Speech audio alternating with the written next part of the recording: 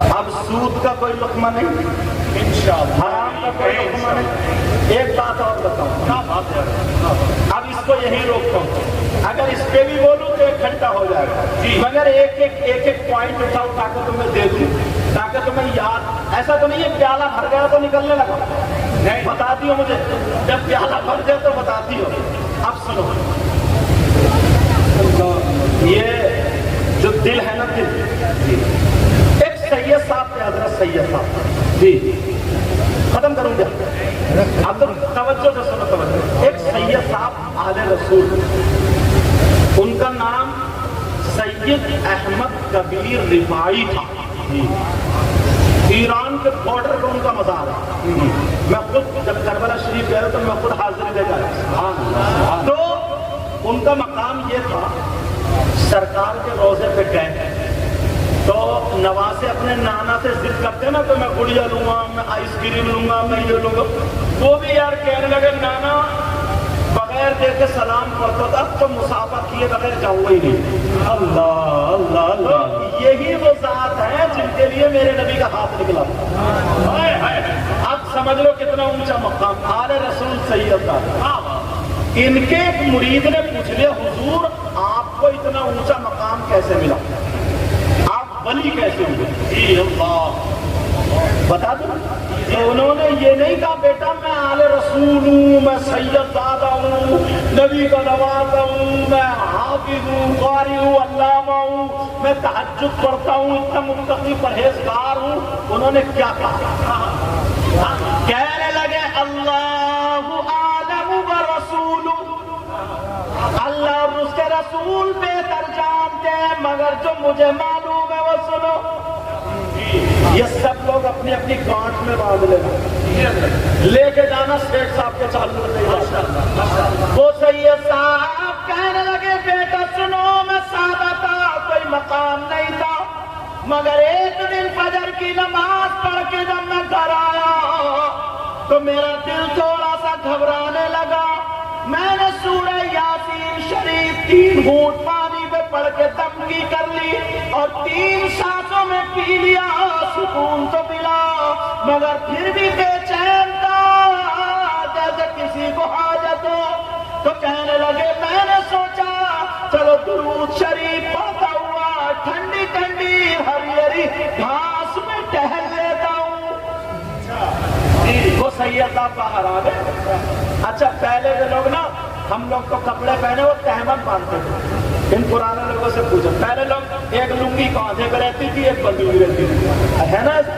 وہ سید صاحب بھی لنگی باندھے تھے اور باہر کو آ گئے، درود شریف پڑھ رہے، جب سامنے نظر پڑی تو ایک کتا، کون بولو؟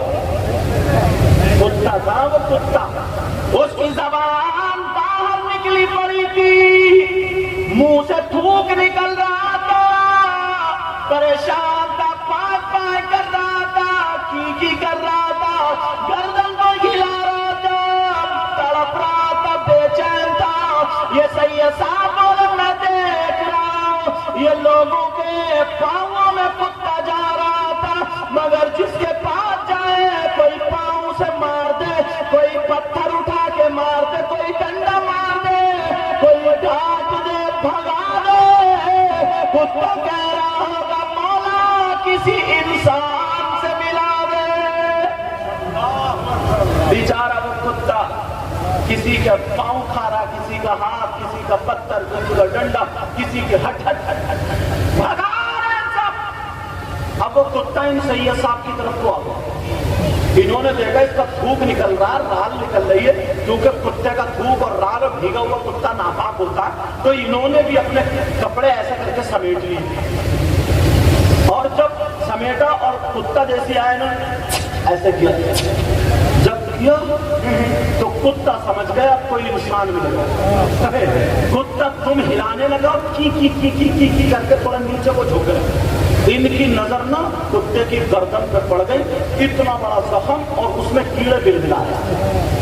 کیا بلبلا رہے تھے وہ لوگ؟ کہہ رہے کیڑے بلبلا رہے تھے۔ وہ سید صاحب نے دیکھا وہ یہ کتا اس لیے پریشان ہے، اب کتا بیچارہ کی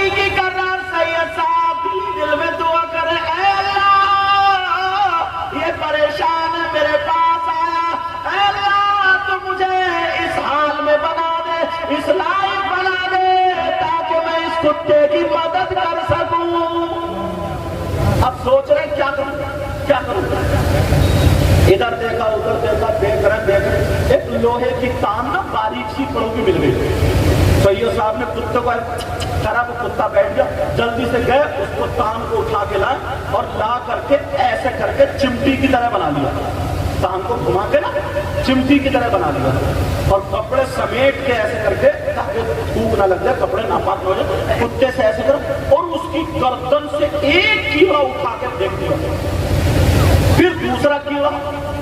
الغرض کتے کے زخم میں جتنے کیڑے تھے سارے گن دیے. کتنے لوگوں کا سیٹ صاحب نے دل میں مرہم رکھا ہوا. اس کیڑے سارے کتے کے کیڑے بھی دیے، سارے کیڑے. کتا ٹھنڈی سانس لینے لگا. اب کھجلی جو تھی ختم، کتا ٹھنڈی سانس لینے لگا اور اس کی تھوک قطام زبان اندر. اب انہوں نے سوچا کیا کروں. تو پرانے لوگ جانتے ہیں جڑی بوٹی کے بارے میں. ایک دوب گھاس ہوتی ہے، انہوں نے اکھیڑی اور اکھیڑنے بعد ہلائی، ایک پتھر پہ رکھی اور دوسرے پتھر سے کچل کے اتنی بڑی ٹکیا بنا دی. اتنی بڑی ٹکیا. اور ٹکیا بنانے کے بعد اس کتے کی گردن پہ رکھ دی. یار وہ کتا تھا، انسان تو نہیں تھا نا، جانور تھا، انسان تو نہیں تھا. اب وہ کتے کی گردن پہ رکھ دی اور جیسے ہی کتے کی گردن پہ رکھی، کتا بھی بیٹھا کہ اب کوئی انسان مل گیا. اللہ، یہ آل رسول نے صحیح افزاتے تھے، لوگ ان کے ہاتھ چھوٹتے تھے. اب انہوں نے سوچا یار یہ تو گر جائے گا. ٹکیا گر جائے گی. انہوں نے اپنے لنگی کی چیر پھاڑ لی. کیا پھاڑ لی؟ چیر پھاڑ کے اور وہ ٹکیا اس کتے کی گردن میں ٹکیا کو لے کر چیر باندھی جیسے پٹی باندھتے ہیں. آل رسول کہتے ہیں اللہ میں نے یہ کام کیا.